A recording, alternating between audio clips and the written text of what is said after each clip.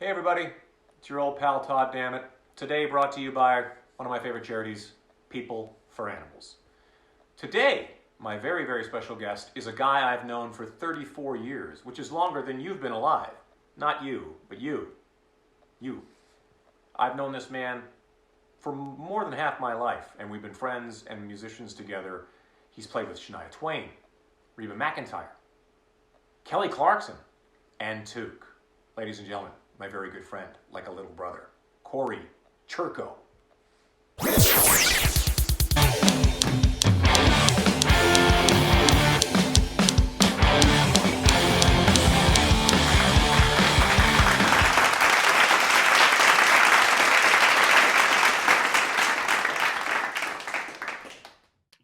Okay, And we're on. we're live. We're live. Was that enough of an indication? Just screaming it like that? We're live. Yes, you made it very apparent. Yeah, I like to make sure you're aware. How are you? Where you're currently in your studio, which is looking more and more well lit and fancier than ever. Well, Are you getting ready to shoot porn in there? no, I already did that a long time ago. Yeah, exactly. Yeah, I'm over that. That's such a like a Fernando Valley kind of thing to do, isn't it? Yeah, you got to let the younger generation take over. Exactly. Yeah. I can't always be doing it all. Exactly. I know. Yeah. Directing, writing, and acting in your own work. You're really the. I'm trying to think of the name. It's like the Citizen Kane of porn over here. I think you really got it down. Totally. But, No. My goal is to start a YouTube channel. I know you're doing your own thing too. That's exciting. That's very exciting. Yeah. So I've kind of spent a little money on proper lighting and the nice blue lights in the back and I like it. As I was saying to you, I'm just face work. No, I'm kidding. I'm just lit. Yeah, exactly. Yeah, gonna go get the Joan Collins. It's gonna be great. Yeah. I'm just lit by the Las Vegas piercing sun. But good. You still look like you're 30 years old, so it's from your lips to God's ears. I don't know about that. Yeah. But I wanted to. So yeah, basically, we'll just kind of wrap on here. Cory and I have known each other. I mistakenly said 1984, I think, but it's 1986. Is that when it was? Which is still like 34 years ago, which is a bizarre. That's insane. As I mentioned on the thing that I just recorded for this, that a lot of people watching this weren't even born yet. So that's a funny thing to consider. How did you figure out 1986?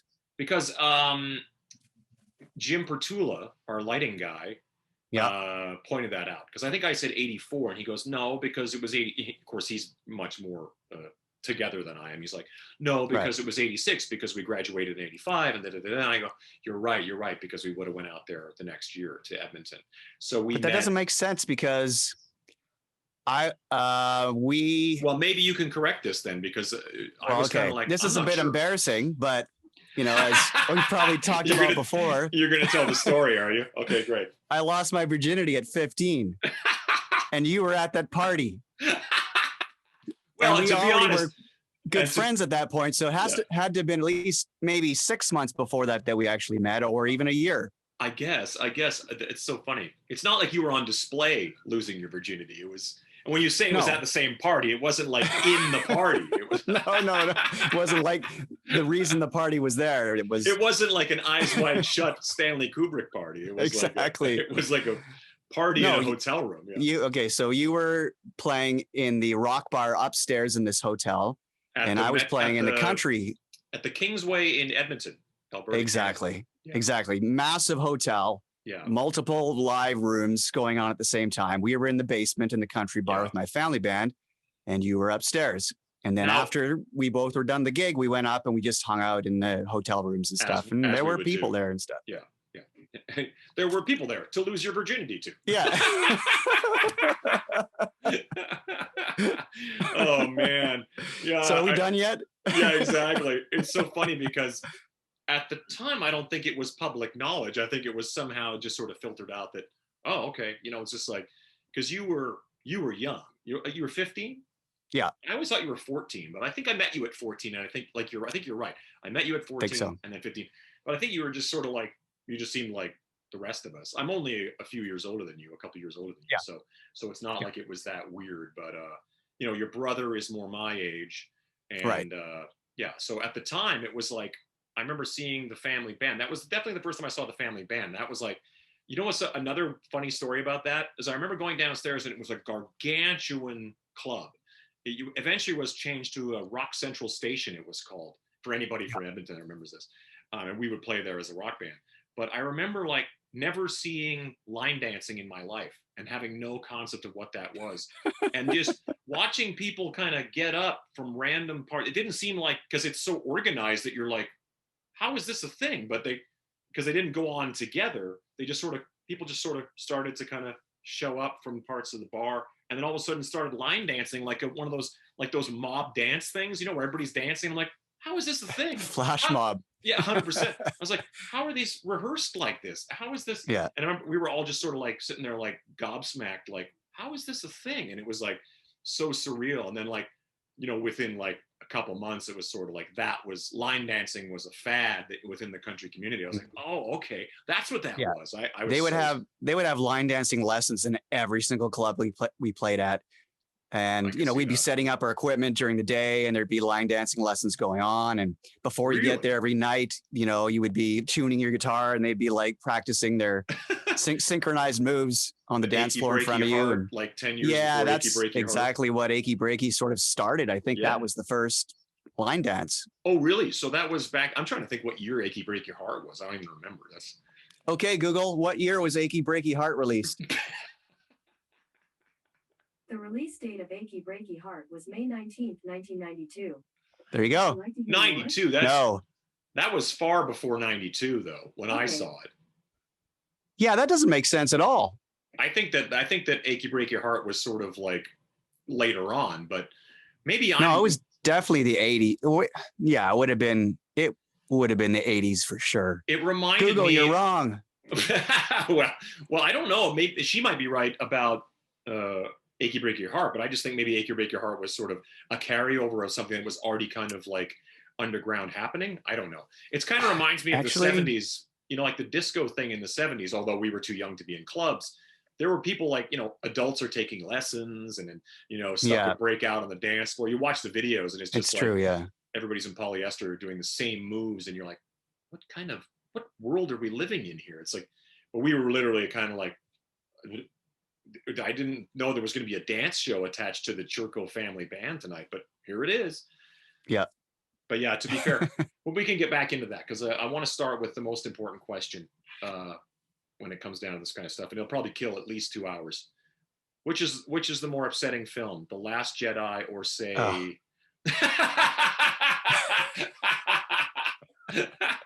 Boom! It's up. I was thinking about this on the way up. What's the most riveting question I could ask? I don't even know what the other, maybe Phantom Menace. I don't even know what would be the other, like how, because you and I are hardcore Star Wars fans, and we had a lot of problems. And the funny thing is, I've talked to the younger generation, and they're like, they just love Star Wars. Like a lot of the younger people, and they'll be like, "That's great. The Last Jedi is great." Mm-hmm. We're like, I don't know, and I don't want to waste a whole bunch of time talking about Star Wars, but it's kind of like, I just thought it'd be really funny to go, boom, here we go, 2 hours, just like take a little. Turn it over, watch the sand go through, and just going to talk about Star Wars for 2 hours. So, Last Jedi. Let's just say versus Phantom Menace. I don't know what versus Phantom Menace. Was Phantom Menace upsetting to you at the time? Of course. Of course. Oh, this is going to be a good one. You know what? If I had to go, and if you said to me, "You've got to watch Phantom Menace today or The Last Jedi," you would probably watch Phantom Menace.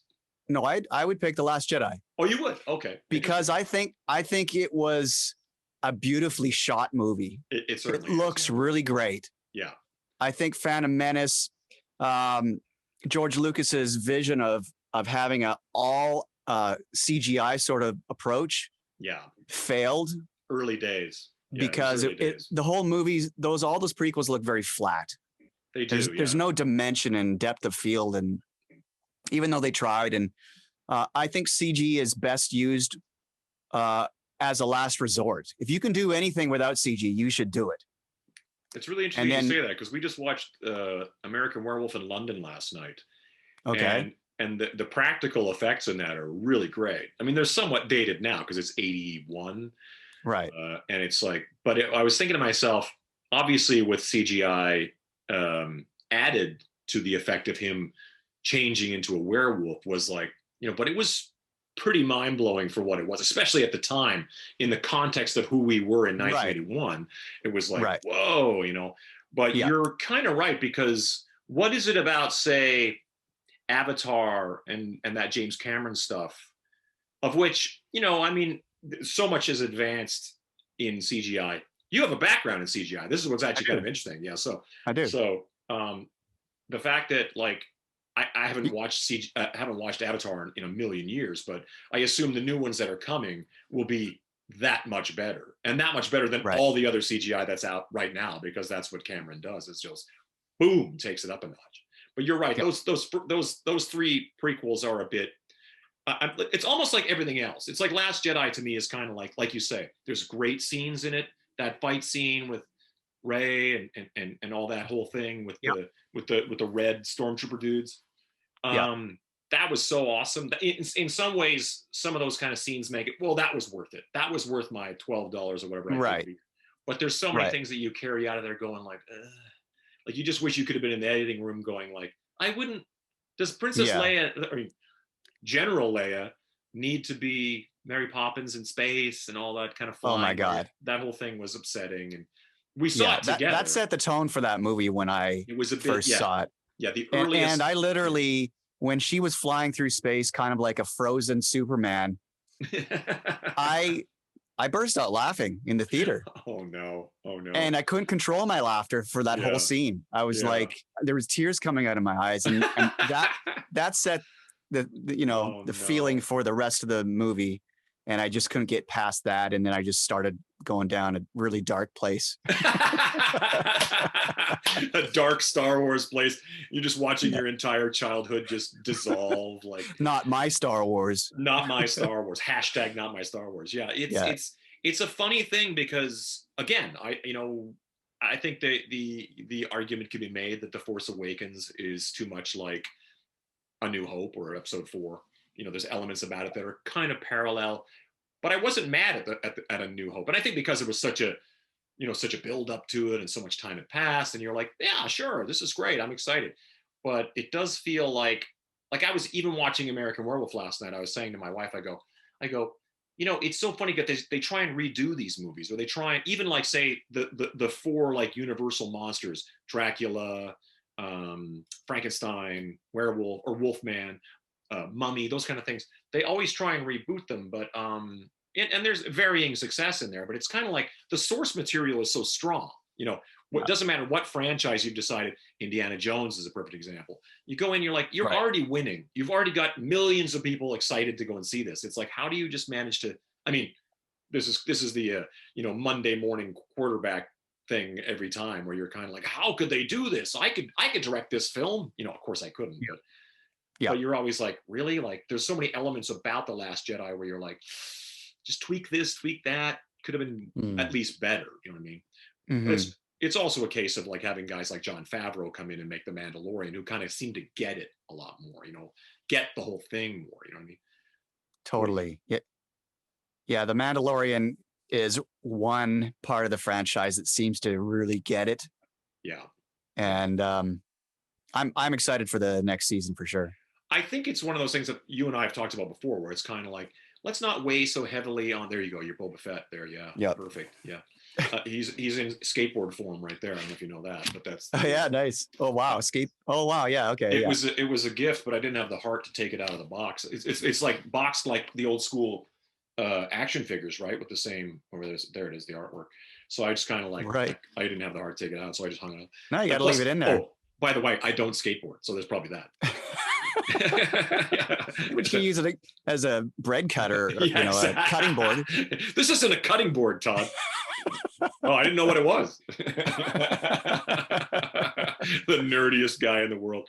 But anyway, I wanted to start with that, because you and I, and most people know, we are very, very well versed and deep into this whole thing. So I thought that would be funny. But I want to go back, because the coolest thing about your background. And I've had this conversation with you before, because for my picking up a guitar and falling in love with rock and roll and that whole thing wasn't necessarily met with like, great, good for you. I mean, it was kind of, of course it was, because my parents are very supportive of music. I think they were just very concerned about the idea of like, now you're going to get in a van with friends and like live off peanut butter sandwiches or whatever until you can make. But you, on the other hand, it's quite the opposite. It's almost kind of like your family goes, now was it orchestrated so that, okay, so Kevin will play the drums, Kim will play keyboards, and Cory will play guitar? Or was it just sort of like, it just had to happen that way? It just worked out that way. Wow. We all started piano when we were like 5 years old. That was kind of the starting instrument. So we all did that. And then, I guess a few years later, we all picked secondary instruments that we wanted to do. Sure. And, my sister picked flute. I'm not sure why. Yeah, because she can still play it too, can't she? She can still play, yeah. Yep. I've seen her play it in the show on a few things. Yeah, for sure. Yeah. And then Kevin picked drums for whatever reason. I know he was in marching band and like the Moose Jaw marching band. He was doing like all the snare rudiments and whatnot. And I picked guitar, and I'm trying to think why I picked guitar. Probably because it's so cool. Yeah, because most of us picked guitar. Was there I knew about all the drummer jokes. Yeah, exactly. I knew about all the drummer jokes. Exactly. Were you specifically, I mean, was there, obviously you're into music, but was there, when you think about picking up the guitar, was there sort of like, I don't know, Eddie Van Halen or whoever that you went like, I'm going to play guitar? Or was it, can you even think of that? Or is it more like just in general? I was nine. So I'm trying to think, like you, I was really big into Kiss. Yeah. I think I gravitated toward the character of Ace Frehley. Yeah. And so that was probably a big part of it. Yeah. I think I also first gravitated towards Peter Criss, but only because I wanted to hold the rose and sing Beth. That definitely seemed like the right move. Yeah, the ladies like that. The ladies like that move for sure. Yeah, exactly. But then I knew that he played drums, so and Kevin was already playing drums, so I wanted to play something else. So I think it had something to do with that, but I can't really remember why that defining moment of, hey, I've seen this guy and I'm going to play guitar because it's so cool or whatever. Well, your dad played guitar. My dad played guitar, so that was probably a big influence on me as well. Yeah. And when I first started learning, I was learning by reading music, the same way that I learned how to play piano through classical piano. I know we haven't really talked about that. Do you still read music? Can you still get around on it? Yeah, I mean, I can, but I am so out of shape and so terrible that my ear is way more developed from learning all these bar songs over the years. Yeah. That's kind of how I still learn music. Yeah. I can write out music and read it, but it really is like it's like me trying to translate French, Right. Yeah. It takes a lot of, and by the time I figured it out, I could have done it a different way, Well, it's always weird when I'm watching like, I don't know, like an awards show or even the talk shows, and you'll see like the guy playing and then turning the page of the music, and I go, well, I immediately can't get that gig. I mean, I think that you and I are the kind of guys who our ears are so attuned to like, we could be able to pick up anything because we've been doing this for so long. But the idea of like, boom, here's the song, play this. I'm like, well, but the way that guitar players do it, even in Nashville, mostly there's not so much note reading it's more of the chord charts, just writing on a chord chart. That's true. 2 beats on this chord, 2 beats on this chord, 4 beats on this chord, and just kind of jotting that down on a piece of paper. Okay, let's go. Yeah, I suppose I've never really had the, usually whenever I show up for something, it's like I am ridiculously overprepared. I just kind of want to be, sort of ready to go. But I imagine if you're walking into a room and it's like you've never heard the song before, it's in A, here you go, here's the charts. That's a different story. Yeah. But I suppose like anything else, that muscle you would be able to, if you decided like, okay, I'm going to really focus and get my chops together, you'd be able to read pretty fast if that became like detrimental to you. Right. Which I think is important. Yeah. I think, once you figure out, okay, this is what it looks like for this sound. Da, da, da, da, da, da, da, da, once you sort of have seen that enough times, it just, it's like reading a word. You don't read the word note by note. You just kind of look at it as a whole and go, oh yeah, that's that pattern. Yeah, exactly. Yeah. You know each I letter. can't do that right now. No, well, exactly. Yeah. So at that point, so 9 years old, like what, I mean, does that start off with like, campfire Mel Bay. songs? Mel Bay. The full on Mel Bay book and tune your guitar. I was learning Hava Nagila. Hilarious. Amazing. So single note stuff. That's really interesting. Was it all Jewish songs or was Mel Bay Jewish? I don't know why. I don't know. That's an interesting song was in interesting choice of songs in there. Yeah, no, and I don't know. And I can only remember that song out of all the songs that I learned. That's so funny. Yeah, it's like, I mean, did you were you immediately how far into drums was Kevin by the time you were playing guitar? He's probably a couple of years into playing drums already. So, because he was a phenomenal drummer. Most people know Kevin as a producer, but he was a phenomenal drummer. And there was always this sort of Eddie and Alex Van Halen thing between you and your brother that we always connected because you guys were so advanced for such young guys. By the time I'd met you, you'd already been playing guitar for, well, quite a while, obviously. So, you were already at that point where, to us, where it was kind of like he could play the solo to Jump, or Crazy Train or whatever the bar was, wow, that kind of thing. Kevin was already playing drums in the band when I started to learn guitar, because I played my first family band show when I was 7 years old, and I didn't play anything but piano at that point. And I think all I did at that time was just sing a couple of songs. Right. And then I think when I got to be 8, I started learning synth parts, like string lines that my dad would write out for me, and I'd actually read them off the paper. The problem was I couldn't memorize them once I read them, because it was such a crutch for me to have that music in front of me, that even when we played the gigs, I put them up on the string ensemble ARP synthesizer, and I would read from them because it was too hard to memorize, and that's why to this day, when I give out charts, I always say, I don't recommend you follow these charts, because then you'll have to learn the song all over again when you have to memorize it, 100%. Yeah, that's true. It's kind of a dangerous thing. And I know people that I played with that use charts at the start of touring with them, and they used it years later. They were still on their charts. Wow. Well, I could see that though, because if that's how you do it, that's how you do it. That's right. Guys like you and me, it's kind of like, well, the funny thing about music is it's usually like a repetition of parts. This is the verse. This is how the chorus goes, and it's sort of like, then you go back to the verse thing. And it's sort of not simplistic, but when you dumb it down, it's actually just a repetition of things that make the changes. And we're not, I mean, we're not playing in Dream Theater or Rush. So, usually our parts are fairly straightforward and not straightforward, but it's, clearly you have to have some talent to do it. But I just sort of trained myself, or didn't even really train myself. I just knew that this is how I have to do it, because I don't read at all. So at what point do you, now these gigs you're talking about at 7 years old and the family band. So by the time I see you guys, your mother's playing bass, Bonnie's on bass, Roman, your dad, is on guitar and singing pretty much. You guys kind of all sang. And then you're on guitar, your sister Kim is on keyboards, and your brother Kevin's on drums. But so when you show up at 7 years old with the family band, what is the family band at that point?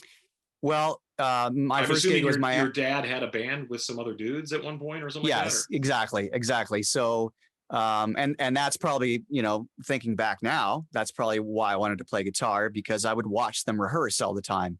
Right. And, they had a wedding band, party band kind of thing. And it just happened that the band sort of broke up as we were old enough to start maybe gigging. Do you remember what that band was called? Yeah, his band was called Pure Spirit. Love it. Very Flower Child. And in fact, the first version of the family band was called Pure Spirit 2. Amazing. Like a sequel of sorts. Yeah. Totally. And so we would play the same kind of gigs. We would play weddings and Christmas parties and that sort of thing. My first gig was my Aunt Delphine's wedding.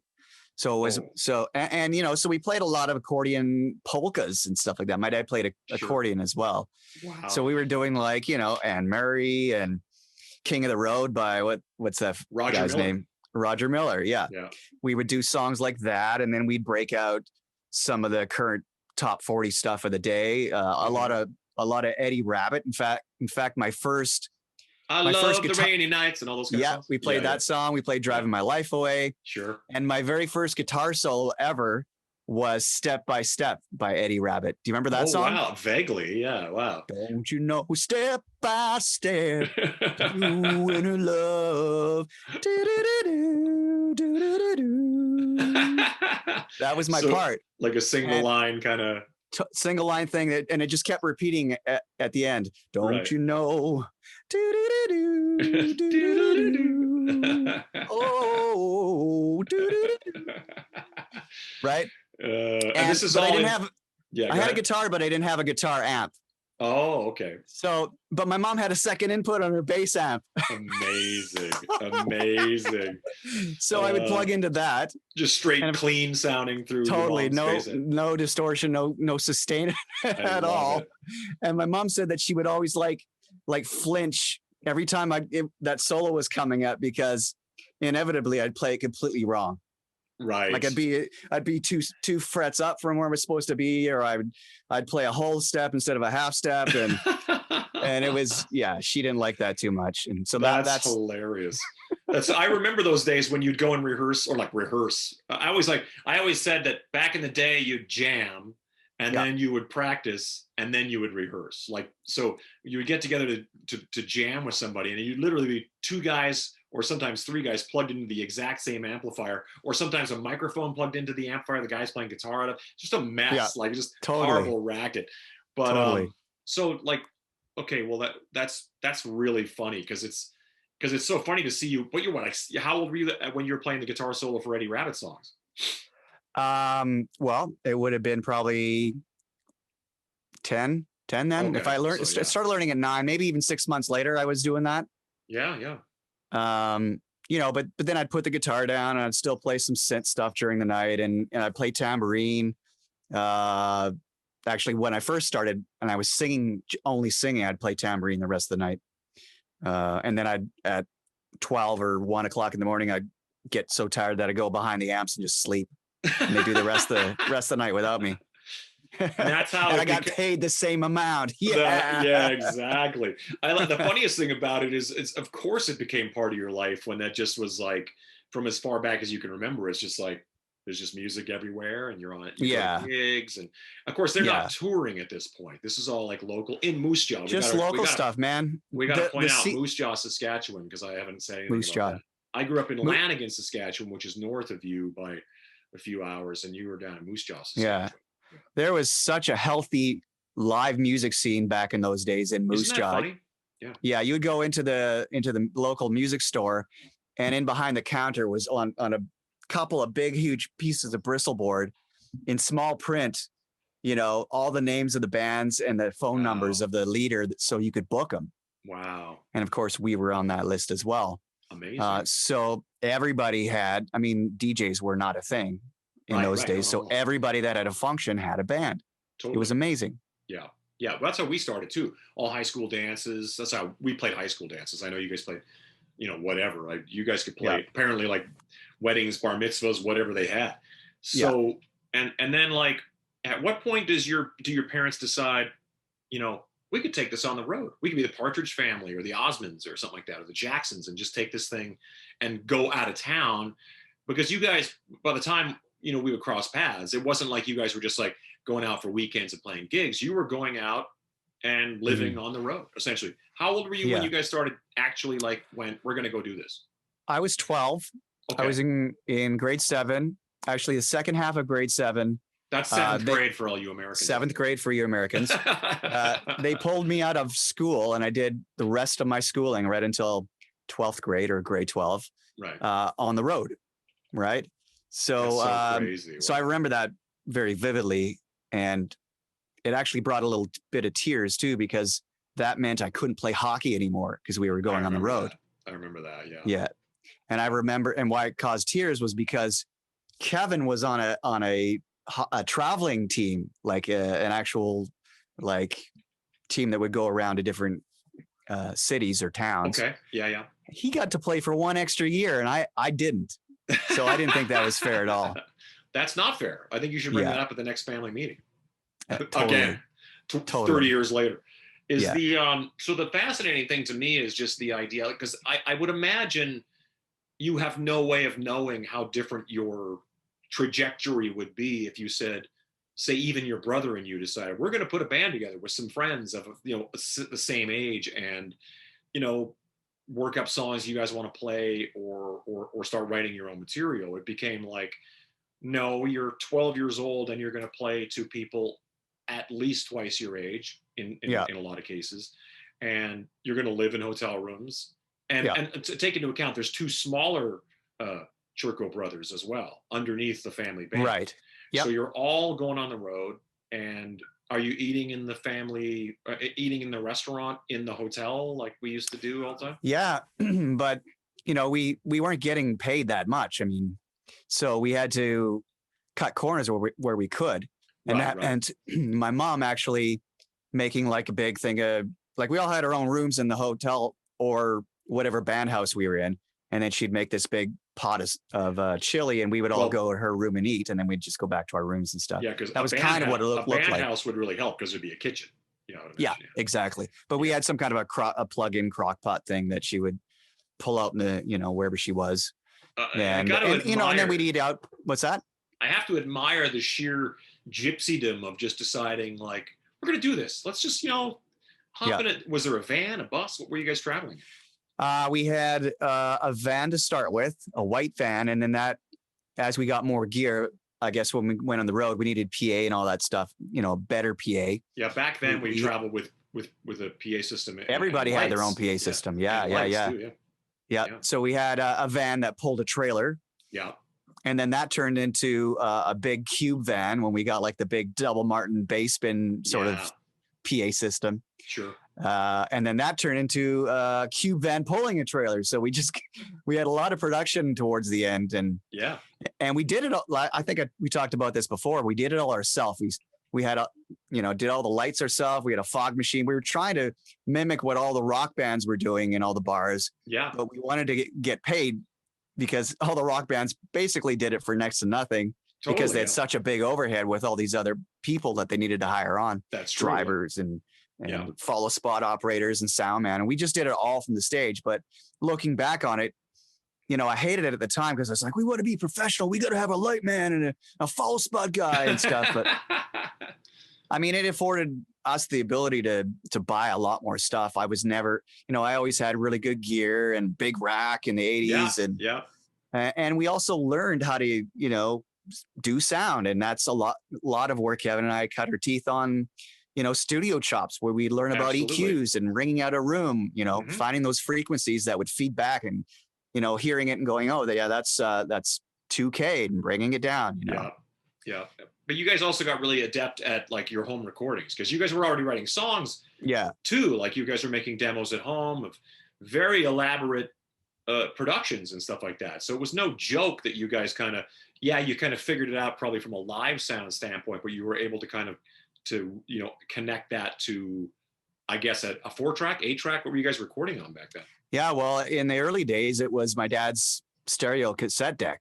Oh, wow. Okay. And, this shows how Kevin really was meant to be an engineer, because he figured out a way to actually make multi-track recordings on a true 2-track. So he would record, let's say, a drum beat on the left side of the 2-track. Okay. And then he would record onto, somehow he would send that out to a mixer, and then he would sing a vocal part as it was going from the mixer, because the microphone was also in the mixer. So the two things were going together onto another track, and then he just kind of bounced back and forth on this cassette deck. Wow. So we did our early stuff that way. That's so funny, because we used to do that with like we'd have like a couple of like boom boxes, and you could record like, say, the drums on this, and then as you were kind of like, you'd press play on your on the boombox and then play guitar while it's recording onto this boombox, and then you'd bounce it back and forth and keep doing that. But if the tape speeds changed, it would suddenly get like, you'd be like, why is my guitar out of tune now? Because it would get absolutely. Your guitar we would had be the like same thing. So crazy. Yeah. And you know, that's all you could do back in those days. But then the Tascam Porta Studio came out, I think it was a 244, something like that. And it was 4 tracks on a cassette tape. Yeah. And that changed everything for us. And of course, we did a lot of our demos that way. Then we gravitated towards a reel-to-reel Fosex 8-track machine. Mm-hmm. And I think that's the last thing we had as songwriters, even when we lived in Vancouver, before digital started coming. Well, yeah, I guess that's pre-digital, yeah. You know, we recorded a lot of studios where we had, you know, the 2-track or the 24-track machines, and we'd slave those together to get 48 tracks. Of course, yeah. And you know, and then eventually digital came out, but we kind of did the gamut of everything. But I mean, that's what's so interesting is watching the whole, as you say, like as the digital. Did you guys have a DAT machine at any point, or did you ever work with DATs and all that kind of stuff? We did. We mastered with DATs. So, and whenever we recorded something on analog tape, we would do the final mixes on a DAT machine. And that didn't last for very long before suddenly digital started. Well, you know, I guess DAT was digital, but they went into like the Pro Tools thing sort of presented the hard drive based stuff. Yeah. I actually have a bunch of DATs in my drawer right over here. Do you need to? Are you transferring that stuff over? Because that's sort of old problem is people having like old old stuff that they got to figure out a way to get that from that. Because tape falls apart, man. It does. If you're an artist with old multi-track recordings on tape, and they've been in your basement or something for all these years, chances are they're probably destroyed, or you'll have to go through a process of baking those tapes. Yeah. Because if you just throw them up on an old tape machine, they'll like unravel and all the oxide will come off. And you have to sort of put them in an oven at a certain temperature and bake them so that it just kind of puts them all back together and melts it all without destroying your data. So it's so surreal, right? Like when you think about how many old recordings have probably not survived that in the history of recording music. It's got to be very common. It's true. So at what point you guys, how old are you from, so you go out at 12, you decide to go on the road, and you go all the way to, how old were you before the family band kind of finally wrapped it up? 17 or 18, I think 18. So you're still really young. Yeah. Did you guys move to Vancouver right away, or how did that work? Yeah. So Kevin and I had always planned on leaving the family band. But the rule was we couldn't do it until everybody was done high school. So I was the last holdout. And so, because you were the youngest. Yeah. In grade 12, me and Kevin had our plan. We were going to move to Vancouver and all that. But during that last year of school, as I was on the road, I got a call from Bumstead Management. And do you remember those guys? It was Larry Wanagus. Exactly. Yeah. Katie Lang's it wasn't his manager, but it was his management company that called me out of the blue. I think I was in like Red Deer somewhere. Mm-hmm. And he called me out of the blue and said that he was managing an act that needed a guitar player. I was recommended. And would I like to be a part of that? And of course, as soon as I heard Katie Lang, I was like, okay, this is it. This is the big time, right? Right. Yeah. You made it. Yeah. And so we were already planning on leaving the family band and going to Vancouver. So it was like perfect timing, this phone call, because now we actually have a gig to go there to, you know? Yeah. And working on our own project. So it was based out of Vancouver? Is this Carson Cole? Yep. Is that what we're talking about? Yes, exactly. So he's a country artist from Saskatchewan originally, right? Was he from Saskatchewan or was from Alberta? Alberta. Okay. Yeah. But he was based out of Vancouver at this point. Based out of Vancouver. Yeah. Yes, exactly. And then and so I asked them, I said, well, do you guys need a bass player and drummer as well? And they're like, we're still looking for that. Yeah, because at this point, your mother had kind of like stepped off the road, because the younger brothers, she went home and sort of had try to create a real life for the younger brothers. They go to school and that sort of thing. Yeah, she left the road. We brought in Shane Hendrickson. Yeah, who now plays for like Farmer's Daughter and a bunch of Vancouver. Well, Farmer's Daughter doesn't exist anymore, but yeah. But Aaron Pritchett is kind of his main gig right now. Okay. Yeah. Very people in Canada. player, he's very So and he's also from Moose Jaw as well. So we brought him on board, and so at that point, it was me, Kevin, and Shane that wanted to move to Vancouver. Right. And so I just pitched, hey, if you get us all, you'll have your band, your rhythm section. We've all played together. We all get along. We, so there's not going to be any politics or drama. Except for brothers. At least not within the core. Yeah. Exactly. Yeah. There's always a lot of drama with Carson afterwards. But oh, really? Okay. Well, there you go.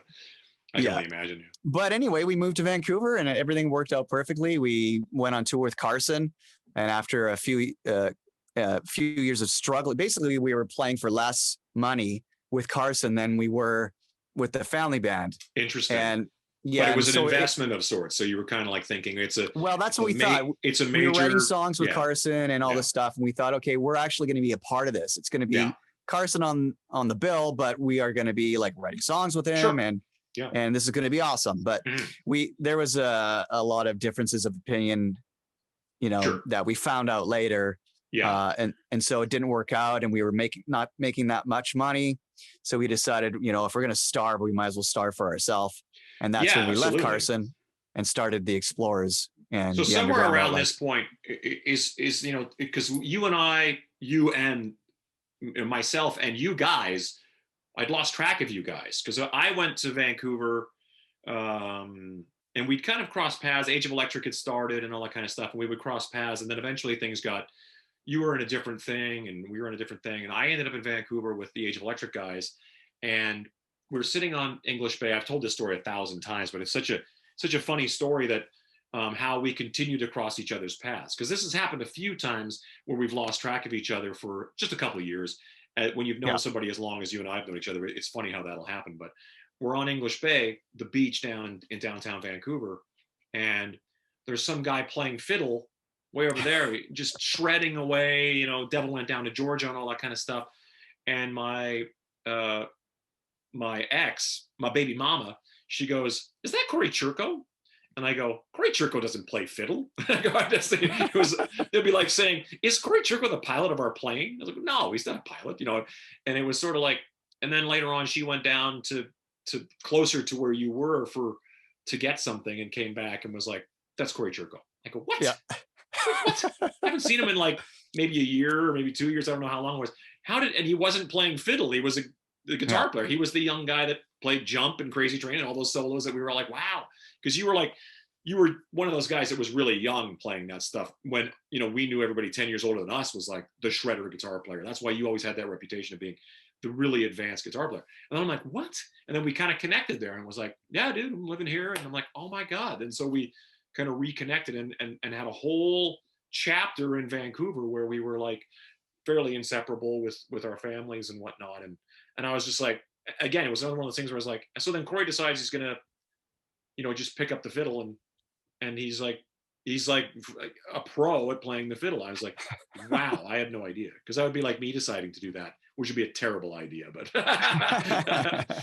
and then that sort of turns into, the Explorers is a whole other chapter where you and your brother and Shane and Mike Norman, that's a whole, you guys are a great band, writing songs, going to Japan, doing stuff. And it's such a thing, isn't it? Like the idea of making, you're going to do this and you're young and we're going to go do this and things, it's just the nature of doing something that's so weird. The music industry isn't like, well, I've been at this, I showed up in the mailroom and I worked my way up and, now I'm the president of the company. It's like, no, you can put in 20 years of playing music and still go kind of nowhere. You know what I mean? Yeah. And you and I have both had, the peaks and valleys of this business.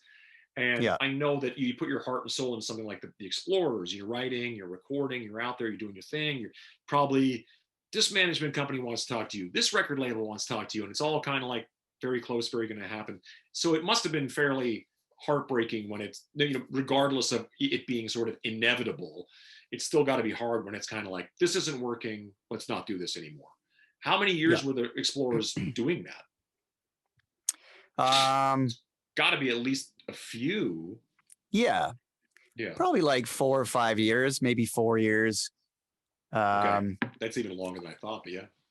Actually, kind of 89 was when I moved to Vancouver. And then when I was on the streets for a living, that was 94, 95. Yeah, to point it out, you actually were a professional busker at some Yes. at the train stations, and like between periods at the hockey game, I'd be like, Yeah. and Cory Churko, and you'd be like, I just happened to be at a game, and you'd be way up in the other thing playing the fiddle, and I'm like, damn, Right. It's just you seem to be everywhere, and I think that was kind of a great thing. Yeah, I learned to play fiddle on the street, basically. I knew how to play 1 or 2 songs. Did you that kind of like, yeah, because you kind of did it in the family band a little bit, didn't you, or something like that? You didn't do Orange Blossom Special or anything like that back then? Well, I technically started to pick up the fiddle at 16. So yeah, I would have been in the family band, but I didn't really play it. I didn't have any lessons. I might have played the Orange Blossom Special near the end of the family band. Yeah. And, but I only needed the one song. I only knew one song. Right, yeah. You were a guitar player playing the fiddle, not exactly, fiddle, yeah. Exactly. And it wasn't until Jody asked me to play fiddle at Shoppers Drug Mart. Jody's my wife. To play fiddle at Shoppers Drug Mart for Seniors Day that I actually learned 8 or 9 songs. Which Shoppers Drug Mart is this? Oh man, I think it was Brentwood Mall. in Burnaby, right? Burnaby, BC. Yeah, it was Brentwood Mall. That's where it was. Amazing. So you're literally saying you go into like an old folks home? No. I played right in Shoppers Drug Mart where my wife worked. Yeah. And they just happened they were having like a appreciation day for seniors. They had coffee and muffins, and I was the music. Amazing. So yeah. So I learned 8 or 9 songs. Right. And I just played for that, and that was my inauguration into street performing, because at that point the band had just broken up and I didn't have any work, and I didn't know what I was going to do except maybe work in a music store or a record store or something. Sure. Yeah. So I actually went down to Granville Island in Vancouver and opened my case, took the same songs that I played at Shoppers Drug Mart. Really? And I played, and by the end of the morning I had $50, right? So it's a good scratch. Yeah, right, for just kind of playing these same 9 songs. Do you get in trouble for that? Isn't there supposed to be some kind of permit or something like that? I think I asked first. I think I asked I think I got a permit to go play there that day. And I went right to the food court area, and I just remember totally nervous, probably more nervous to do that than any other gig I played up to the point. Because you're so vulnerable, just kind of like opening a case. Everybody's looking like, who the fuck is this guy? Yeah, exactly. A lot of the time, it's kind of like when you're on the subway or something like that, and some guy starts singing, you're like, oh God. It's just that kind of uncomfortableness. But we see it all the time. People play music everywhere all the time. It's like that's how people make a living. Yeah. Yeah. So that kind of started things. I realized that I could make as much money just learning fiddle tunes on the streets as I did playing in the bars, and I didn't have to deal with all the smoke and the drunk assholes bumping my mic stand into my teeth as they come up to request Sweet Home Alabama for the 50 millionth time. And you call your own hours. You can tell I still have a little angst in my because of all that. I was burnt out by the end of it. These teeth are fake from that very experience. Are you serious? My bottom teeth are from like microphones. Bash. Years later, they figured out that this tooth was broken underneath the gum, and I was having trouble, and I was like, I don't know what's going on there. Like, and I go, you know what? There was a time I was playing in Edmonton, and this guy bashed into my mic. And I distinctly remember being like, ow. And they're like having to go like, in the midnight hour, I just keep singing whatever I was doing. You just want to kick them in the head when that happens, right? Because they're just drunk and belligerent, and you're like, just sit down. Yeah, exactly. But you can call your own hours when you're doing it on the street. If you decide you're like, I'm hungry, you just go. Totally. You go home. I only worked for, 2 or 3 hours each day, and I would have at least $100 before I went home. That's awesome. I mean, what are we doing? We should do that now. Let's go. I know. Totally.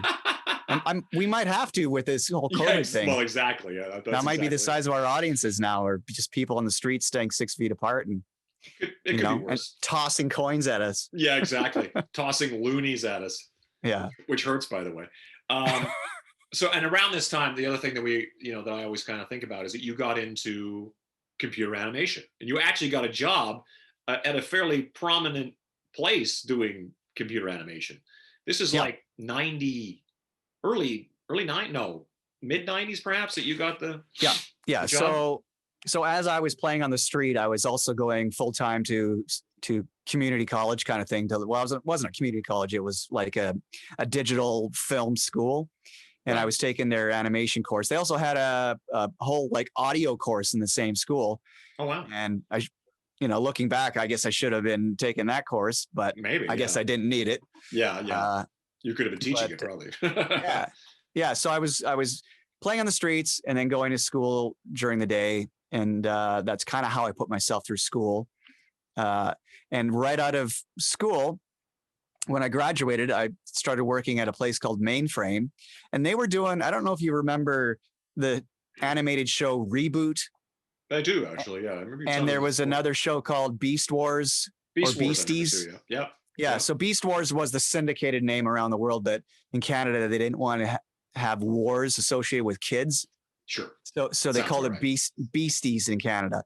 So I was an animator on that show, like right out of school. Wow. And did that for basically 6 months, and I loved it. It was so awesome. It was the same kind of mental process as playing music, but it was all like visual stuff instead of audio. Yeah. And then I got out of nowhere the call to send a package to the Shania Twain people, and then I wasn't an animator anymore. I remember you saying like, I just got a call from Shania Twain, and I'm going. And I had sort of been invested in I call it the first album, but it's The Woman in Me, the first Mutt Lange album. I remember being kind of knocked out by like, have you heard this thing? It's country, but it's like Mutt's thing, and it's like the songs were really great, really well written songs, and she was stunning, and a great singer. And I thought this is going to be massive, and of course it was. But by the time she didn't tour that album, right? She just kind of like made appearances. So it was come on over the next record that suddenly they decided we're taking this thing on the road. We're going to put a band together. And exactly. What's interesting about you guys is when I think of like Churko, the family band, is a country band, but there were rock and roll guys playing in the country band. I remember being kind of jarring because in our rock and roll experience, we were these guys with earrings and long hair, which seems funny to talk about now, but at the time it was quite, you couldn't get a job at 7-Eleven with long hair and an earring. I was like, now you can have a neck tattoo, you're cool. And I remember thinking like, wow, it's so weird because these guys are like, it was like watching Eddie Van Halen and Alex Van Halen just playing in a country band, you know what I mean?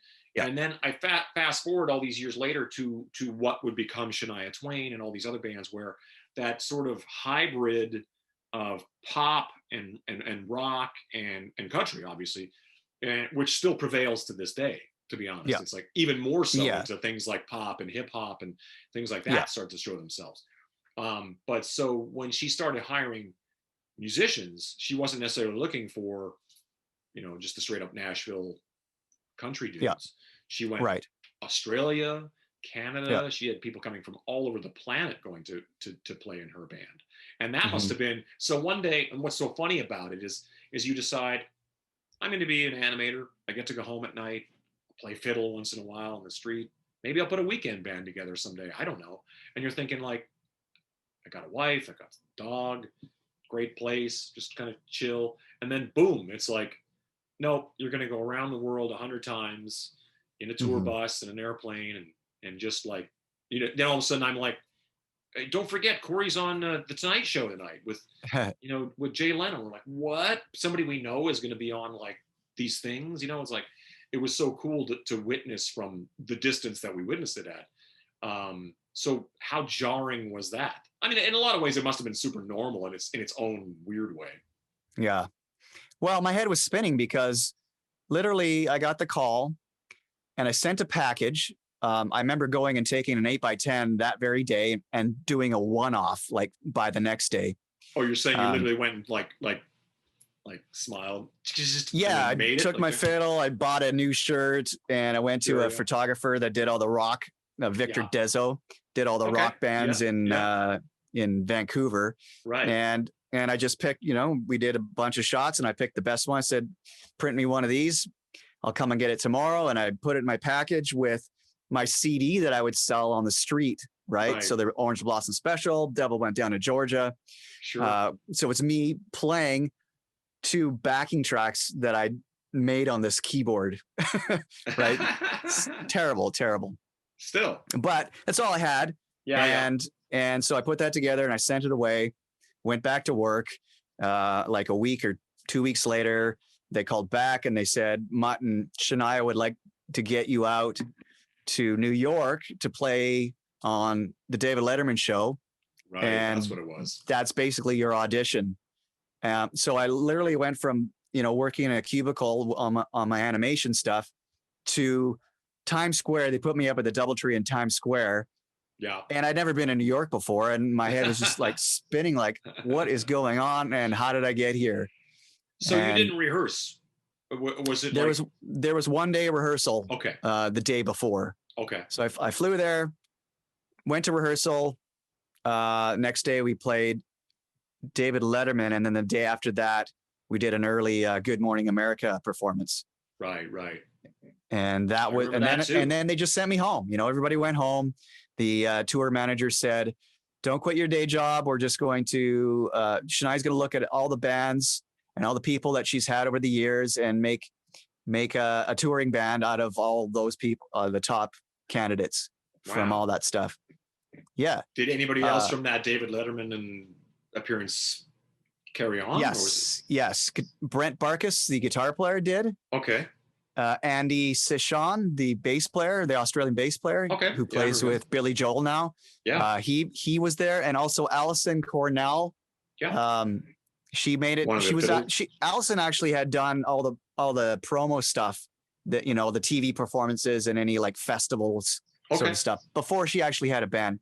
So Alison was there, and Mark Muller, the steel guitar player, was at that audition, and so there was the drummer was different and the keyboard player was different.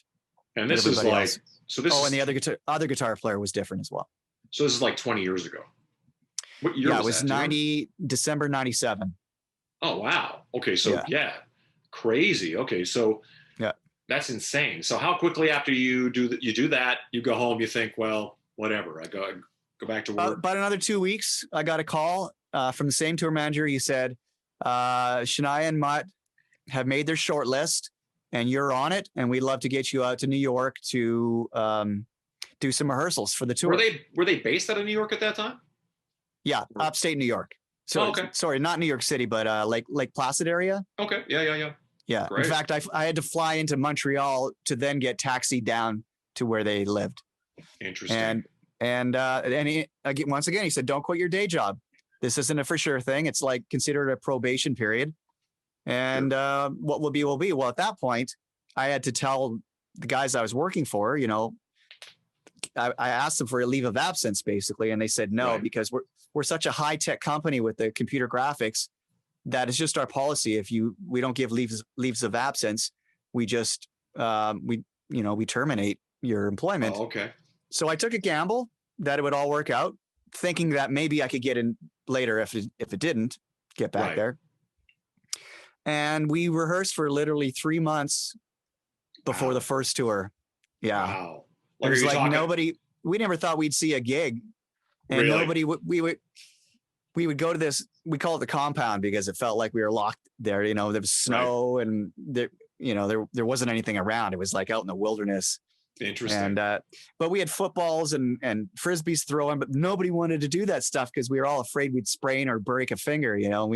Nobody wanted to jeopardize this opportunity. Yeah, no doubt. And the rehearsal schedule was so insane. Like I've never rehearsed for that the same way, like for any other act that I've worked How with. long? Like every day, like 8 hours a day? Every day you had your own private time to a certain point. And there was so much, the vocal parts were so insane. So there was so much to learn.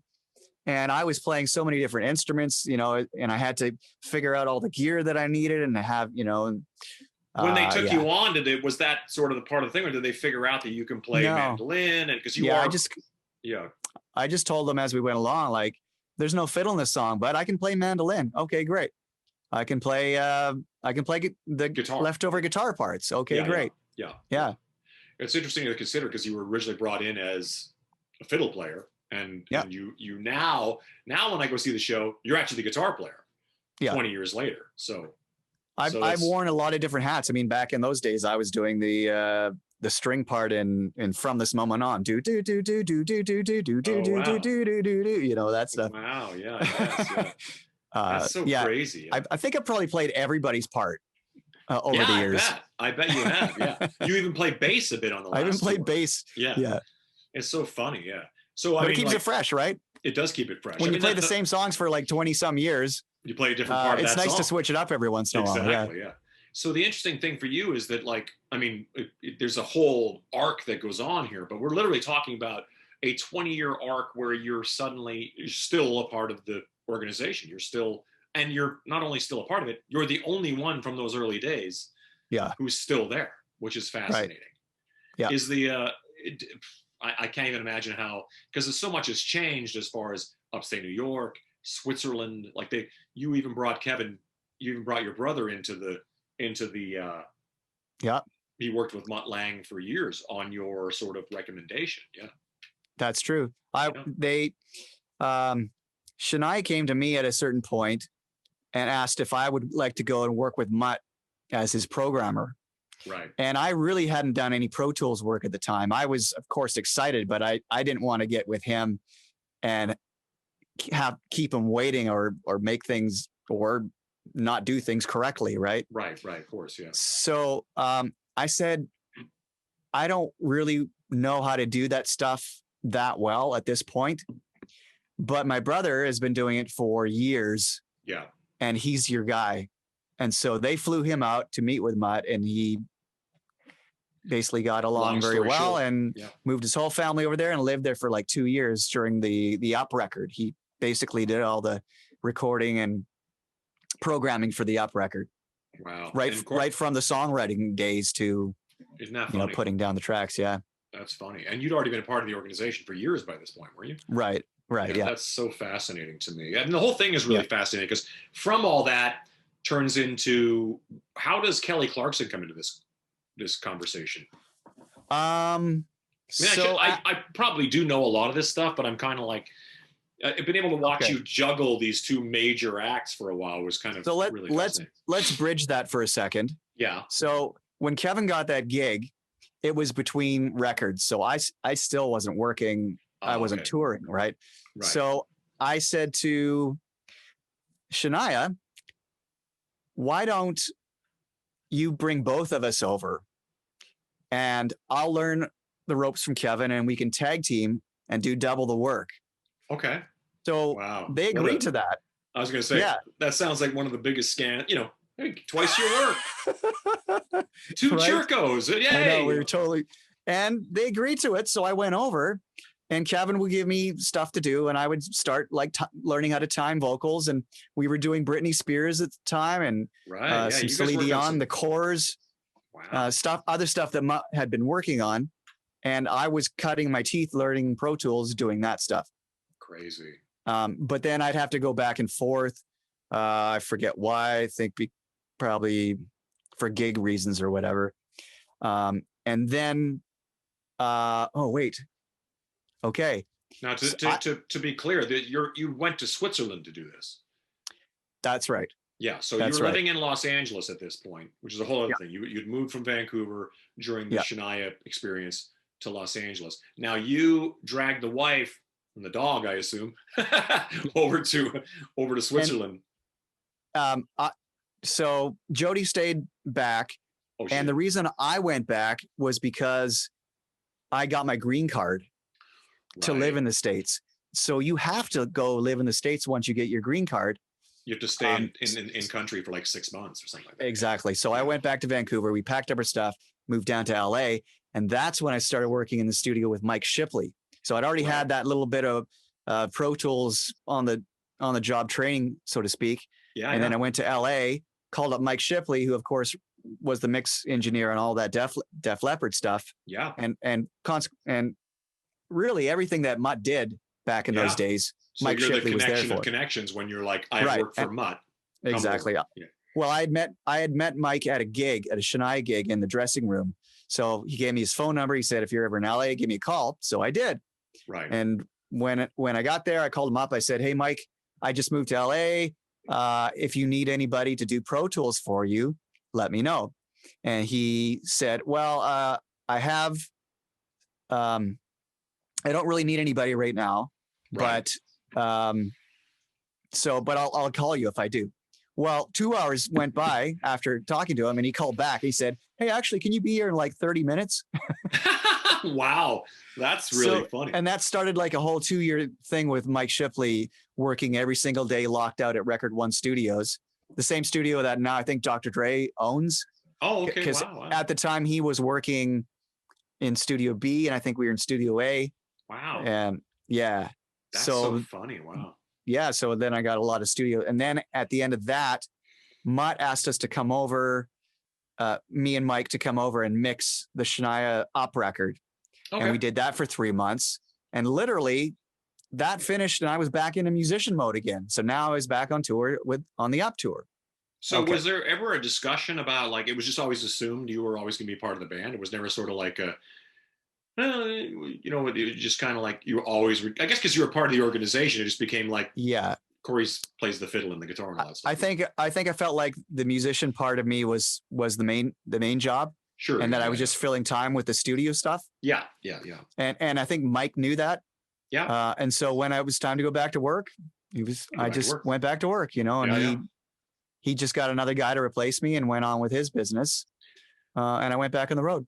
Now, after that experience, do you come off the road and go back in the studio, or is that where things like Kelly Clarkson shows up? Right. So yeah, that fast forward. Yeah, exactly. So after the Up tour ended, 2004-ish, right. I had no work, no connections, nothing was going on in the Shania camp.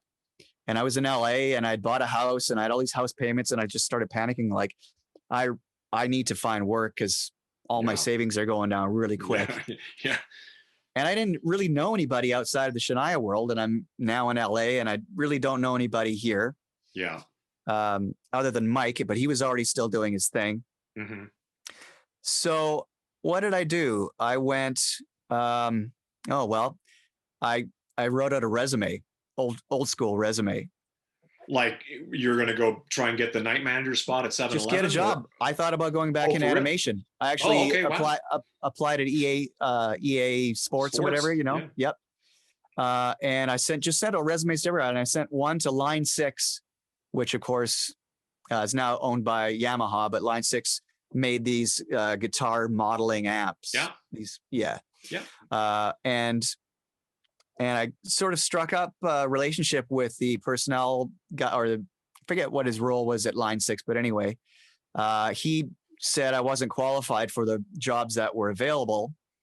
And I said, okay, thanks. But I started to talk to him. It turns out he was a Canadian and we, you know, anyway. That's always a good connection. Yeah. And then a couple weeks later, Kelly's guitar player at the time visited Line 6 and said, hey, by the way, Kelly wants to get a couple of violinists on the next tour. If you know of anybody, you know, let me know. And he said, and the Line 6 guy said, hey, well, Shania's fiddler was just here looking for a job. So I know he's looking for work. Yeah, he's available. Check it out. So then I got a call from Kelly's music director, who still is the music director to this day, Jason Halbert. Okay. And I went and met with him, and that's how I got in Kelly's band. So crazy. I mean, that's the funniest thing. As a violinist, again, not as a guitar player. Yeah. But you did kind of, you know, make it known that you were capable of this and this and this. So you did end up playing guitar and stuff during the show, I assume, didn't you? Well, no. On that first tour, I only played 5 songs of, I did this, but I actually meant to do this. I didn't even notice. Yeah. I think I was kind of a little bit off camera there. Yeah. So I played 5 songs in the night, and then I just stood back in the wings and watched the rest of the show. Wow. That's a pretty good gig. It was pretty good. Yeah. Although obviously I wanted to rock out playing guitar of course, the rest of the night. But so 2 shows before the end of the tour, I think we were in like Seattle or Portland or somewhere like that. The guitar player, Kelly fires the guitar player on stage, kind of on stage. It's always one of those things that, it's always that opportunity of like, I can do that, kind of thing. Yeah. So she literally fired him on stage. What exactly happens that you get fired on stage? It had been a long time coming. He had a bit of a drinking problem. And, he was just always kind of, so I won't get into that so much, but there were problems. And I know. Let's spend the next 2 hours talking about that guy. Yeah, exactly. And that night he went over to the other guitar player's pedal board and while they were playing and pretended he was going to change his sound in the middle of a solo, right? Kind of like how we joke around, right? Yeah. You walk up to somebody, you pretend you're detuning their guitar. Right. Yeah. And Kelly just happened to notice that out of the corner of her eye. And she got mad because she thought he was actually trying to sabotage the show. Oh right. My God. So she went down this rabbit hole of like, oh my God, like I'm so mad at this guy right now, but I still got to play. And she would say things on the mic like, I mean, it's on YouTube. You can actually see it. I can't remember exactly what it was. But it's like, you know what friends are? Friends are people that don't, mess you up. And, it was all in code, right? So no, we didn't even know what she's talking about. Right. Yeah. But in her mind, she's like, so mad. This guy's gone. So she actually fires him after that show. And there's one show left. And that show was Vancouver, right? So really? My hometown. Yeah. And the music, Jason came to me and he said, hey, do you think you can learn the show and play the guitar parts for the last show? There's not enough time to hire anybody. Was it like tomorrow or did you have a couple days or how'd that work? It was the next day. Damn. Yeah. So you knew the show at least. Well, I knew the arrangements of the songs. I'd never learned them at all. Yeah. So I learned them and I played the show and everything went off great. Yeah. And Kelly was so excited. And that kind of transitioned me into now, not just the violinist. Now I was a violinist who could play guitar. Yeah. And on the next tour, I was a multi-instrumentalist. I played keyboards, guitar, and fiddle. That must be fun though, right? Like as regardless of how much you're a guitar player, at the end of the day, I know that's kind of where your heart is, but it's like, during the course of a show, it must be kind of fun. Like, go over here, play some keyboards, play some fiddle, because in the Shania show, in the most recent Shania show I saw, it's nuts to see you bouncing around wearing all kinds of different hats during the course of a show. And not everybody can do that. And I think what ends up being a bonus is for a guy like yourself is that you do the job of about 4 guys. So it's kind of like, well, we'll get a guitar player and a fiddle player, and then we got to get a keyboard guy, and then we got to make sure we get that. It's sort of like you end up doing a bunch of things. So it kind of works out really well. And you can sing. So it's kind of like, the harmonies and all that kind of stuff is a big part. But you're musical director of Shania for the last while now, aren't you? Yeah, since 2015 or about 2015. That was the first tour. That's so awesome. Is that like one of those things where you've just been there so long, you must know the material and everything? Totally. I know all the parts. I can send out parts for people to learn. I just know the arrangements. I know her really well. So if she needs to tell anything to the band, I'm the perfect liaison to do that. Totally. Yeah. And the fact that, it's a great band now. And you guys are really, real tight and you seem real like friends. Like you guys work on projects, Josh Gooch, Derek Frank, all those guys, you seem to be working on other things outside of the thing. So it's a really strong band. It's really cool to see. Now let's get into, because that's the funniest thing is here's another weird story of how we lose track of each other again. You're off doing Shania Twain for all these years, and I'm doing Age of Electric and a bunch of stuff. I end up coming to the States in Las Vegas, and just completely random stuff going on. And I go to Los Angeles. I'm hanging out with Eric Dover from Slash's Snake Pit and Jellyfish and stuff like that. I'm in the Valley, not far from your house, literally a block from your house. And I'm just we go over to Eric's place. You didn't know that though. You didn't know that. No, I hadn't seen you guys in a while. Yeah. I think we'd probably kind of kept in touch. And this is like pre cell phones.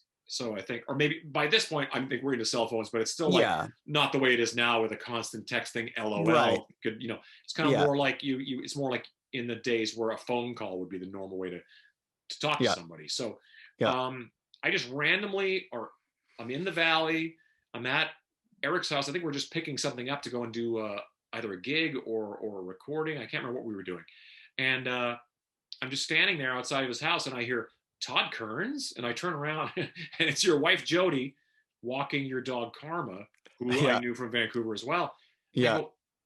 She goes, it's just like so random that we just kind of literally like did this again, like the way you were playing fiddle on English Bay in Vancouver, and then like walking her dog, and I just happened to be standing there, and I'm like, and then we just kind of like again everything kind of started up again, like, oh wow, no way.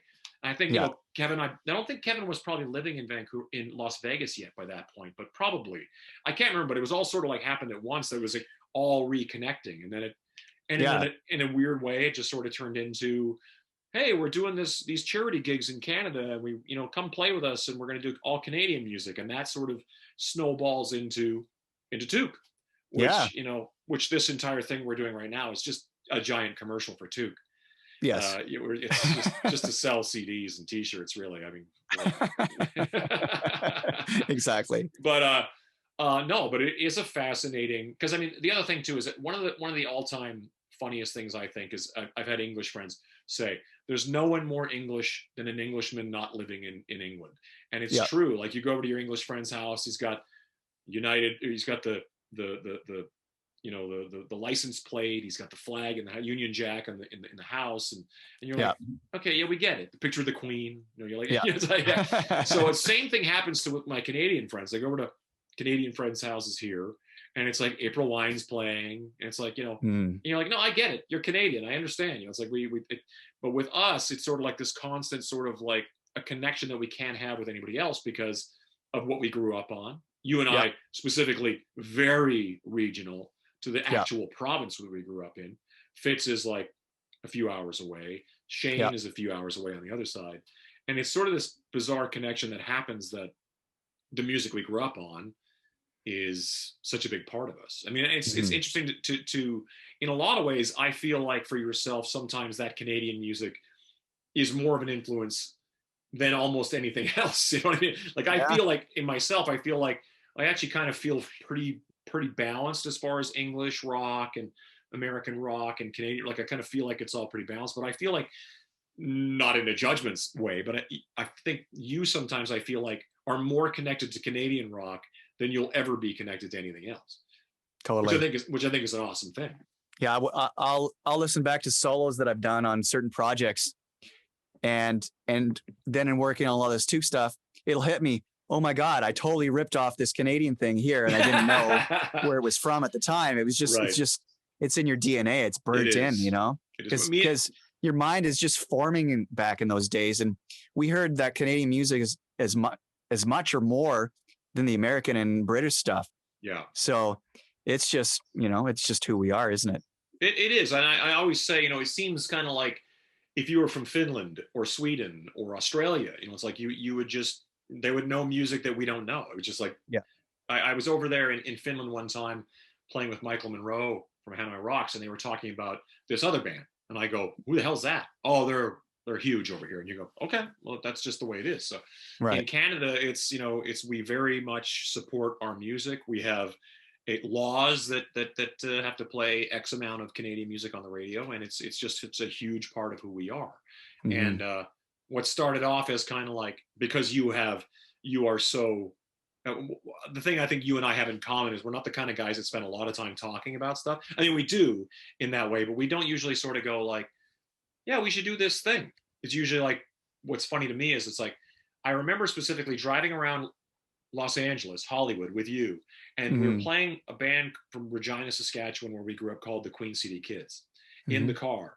And we were just rocking out like I hadn't heard it in a while, just loving this. And I remember looking around thinking to myself, no one else knows, that guy in that car and that car over there, they don't know this music. No one knows this music.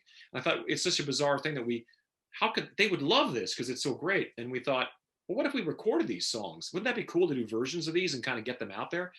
And it just seemed like, the next day, or like when I went back home, was like, so I started that you started playing. I can't remember what was the first one you recorded. I don't remember which one you started working on. That would be an interesting trivia question. That is a good question. It was one of those ones, Street Heart or something like that you were like, yeah, I started working on, and I'm like, what? And I feel like it was probably Queen City Kids or Harlequin, maybe. Yeah, something like that. And I remember kind of like it happened really fast, where it was sort of like we sort of made a list of like, well, let's do this and let's do that. That'd be fun. That'd be fun. Yeah. With no plan, which Yeah. I think is sometimes the best way to do almost anything is the no plan. You just kind of like, no, we'd only talked about it, but we hadn't committed to it or anything. I think we kind of almost joked about it. You know, yes, I think you're right. Like, I think you're right. And wouldn't I it think be fun to do this? I was in my studio one day and I put up the original song and I just started programming some drums to it. Mm-hmm. And I think I recorded guitars and bass, and then I sent that out to you guys. So it wasn't even real drums. I just said, hey, this is a start. What do you think? And that's all it takes. Yeah. It was literally like I came and sang on it. And I guess we finished some of it in Vegas, the first one. And that was a blast because we again, it was like, we've been doing these sort of charity shows, and that's sort of what sort of, made the whole thing happen. We would go up and do like charity shows in Canada and play Canadian music. And then it sort of snowballed into the second album. We wrote a song together, like just over there outside of this room in the living room. Yeah. We wrote Never Enough for You. And now we're like, and recorded your lead vocal too. The lead vocal was recorded right outside there, and outside there is not a recording studio. It's my living room. And then it's just I think that's been the most fun and I think it's bizarre because the connection, you and I especially have known each other long. I know you the best. I've known Fitz obviously really well from the Slash camp, but I've known Fitz from back then too, like say 30 years ago or whatever. But we didn't really know each other back then. We were always kind of, hey dude, hey, crossing paths kind of thing until we both landed here and ended up with Slash. And with Shane I hadn't seen in years, although, we all knew him from back then too. But then to be able to kind of like, I was talking about this the other day, how many songs in are we on the new record? I mean, if we were to include all these, is it 6? 5, I think. Yeah. 5 original songs. So we've been writing songs. So for those that don't know, we've actually been writing. We wrote a song with Derry Green from Honeymoon Suite, which is really cool. And it's kind of one of those things where we would have been doing. This was going to be a very busy year for Tuque, obviously, without barring what happened here. It's kind of taken the momentum out of a lot of things, but we've been very productive, and we pretty much have finished 5 songs. So, and people keep asking me, so is it going to be all originals? Is there going to be covers? And I remember saying, like, that's a good question. I've never really thought about that. So we should have a meeting right now on camera. All right. No, I was kind of like, that's actually an interesting thing because I sort of, it was sort of, it's the first CD was all CD compact disc was all cover songs. The second one was 99% cover songs except one original song, which did really well for us. And then it's kind of like, well, let's write some more songs. So then I was kind of like, well, do we make half and half? Do we make a regular record like a regular rock band and put in a cover song? Right. I mean, this probably needs to call in 2 other guys to have this conversation. They don't matter. They'll do what we tell them. I'm kidding. No, I know. The way I feel about it is we started Tuque to have fun in music again. Cause when you get to a certain level in this music business, it stops becoming totally fun because there's a lot of things that go on, a lot of pressure and anxiety that goes around with it. Yeah. And we wanted to get back to. It's like the pressure and anxiety of like, you got to deal with your gardener and your maid. My butler's late. Yeah, that kind of stuff. Just kidding. Yeah, that's not the case. Yeah. Right. Yeah. So getting back to our childhood and why we got into music in the first place. Yeah. That to me was super, super fun to play all these songs that I've never actually played before, but that I loved as a kid. Right. Yeah. So that's what Tuque was about for me. 100%. And still is. I don't ever want it to be a job. Right. Tuque has always got to be fun. Exactly. So now we've done two cover albums and we're doing a third, and now it's fun doing our own music. right? It is. And yeah, if we did cover tunes, I would probably go back and do those same bands with just different songs. Exactly. Yeah. You know, and I don't want to just Yeah. pick a band that I didn't really like so much, just to do something different and new. Yeah. Because then that's going to be getting into like being a job again, right? So right. Yeah. I sort of feel like just let it be what it's going to be. If we end up doing one cover tune or two or none at all, and maybe just do an EP of all originals, let's see what happens. But first and foremost is that it has to be fun. Would you agree? Absolutely. And I think that's, it again goes with everything else where it's kind of like, there's a plan, but it's not really a plan. It's kind of like more like, hey, we should get together this weekend. And then you get together and see what happens kind of thing. So, it's funny that I brought this up during this, because it's not like we're going to actually have a serious kind of like, well, I think we should do this and stroke our beards in front of everybody. But I kind of like, it was something that was brought up to me, and I kind of thought, I never thought of that. Should we cover a song? Because people always kind of get weird about that kind of stuff. And I think like, Van Halen had cover songs in almost all their records, at least one or two kind of things. So what was started is kind of like a lot of bands, like Ace Frehley just put out a cover album. But the Tuque record to me wasn't really although there was Working for the Weekend or Roller by April Wine or Fantasy by Alda Nova, the kind of songs that do have somewhat of a universal appeal. The majority of that record is basically songs that we almost selfishly said, we're going to record these songs because we love these songs. I know you don't even, to a lot of people, those songs may as well have been original songs. A lot of people probably don't even know, they probably just know the Tuque versions. They don't know the original songs. But to us, it was kind of like, wouldn't it be cool if a guy in Japan or somebody from South America said, I love this song. And it happens all the time where someone goes, I love this song. And I'm thinking to myself, they would never have heard this song if we didn't go, let's do this song. It'd be so cool to do. And I think that's kind of part of the fun of it. And then, there's a real sort of flag waving Canadiana that goes along with the whole thing, and there's hockey jerseys or RCMP uniforms and all that kind of stuff. And it's part of the fun and the tongue in cheekness of it that we do enjoy each other's company, and it's really fun. But, absolutely.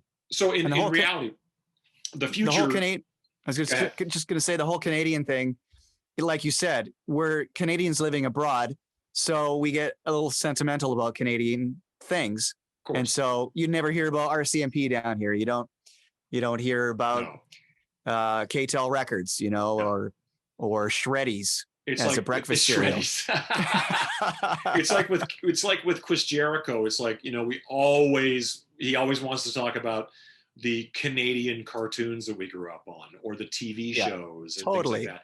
And it's just what we do, and he can't have that conversation with, all these other guys he knows that didn't have a clue. So it's just kind of like, it immediately comes up every time you talk about it. So try describing Mr. Dress Up to an American and the Tickle Trunk.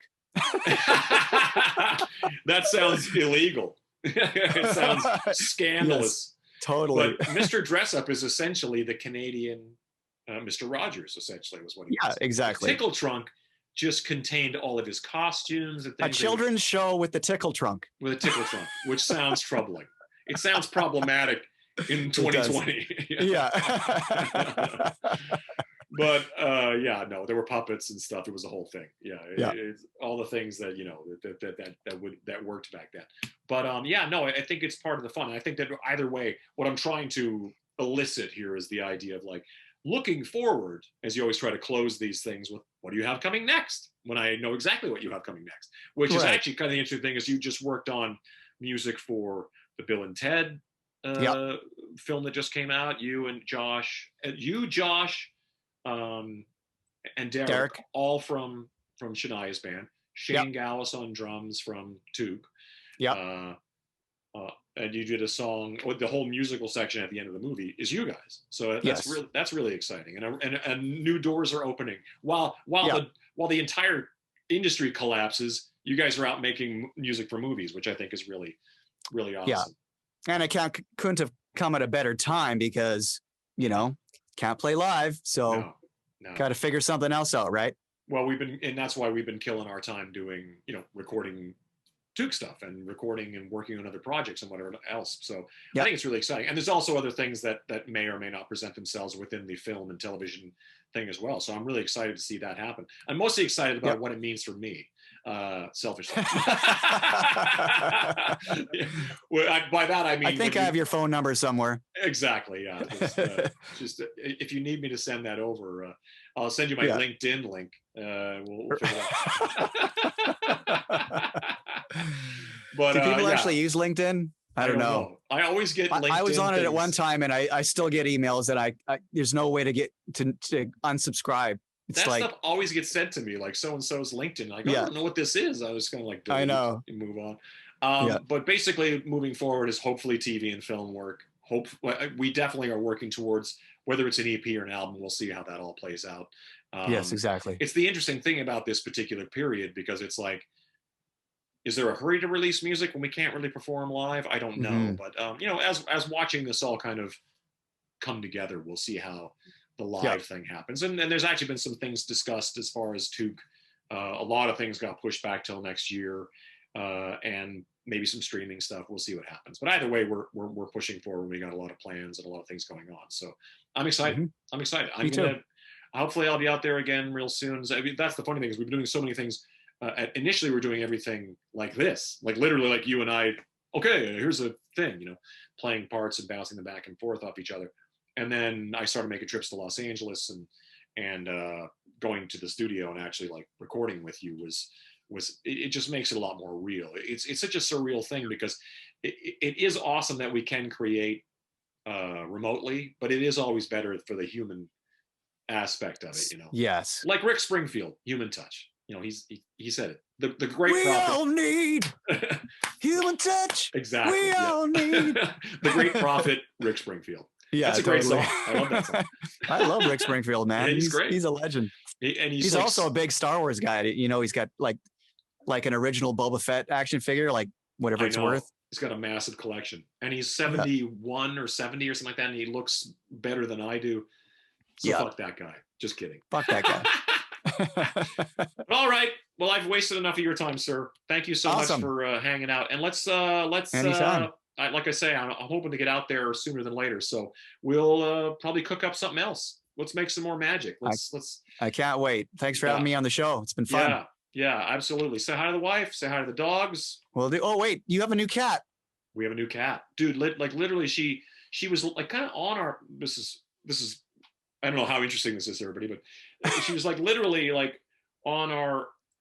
I would see her out in our front yard once in a while, and I'd be like, "Oh, the neighbor's cat's over here again," and we just kind of like never really thought much of it. But Mo, of course, my wife is out there like, "Hello," playing with, and we never really thought anything of it. And then one day Mo opens the door, and the cat just kind of comes in our house.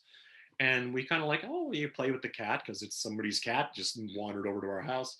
And then she, went to the neighbors and went around going, whose cat is this? And no one knew. She had a clipped ear, which means generally it's a catch and release type situation where they capture the animal, neuter the animal, and then I guess they just release it, which seems weird to me.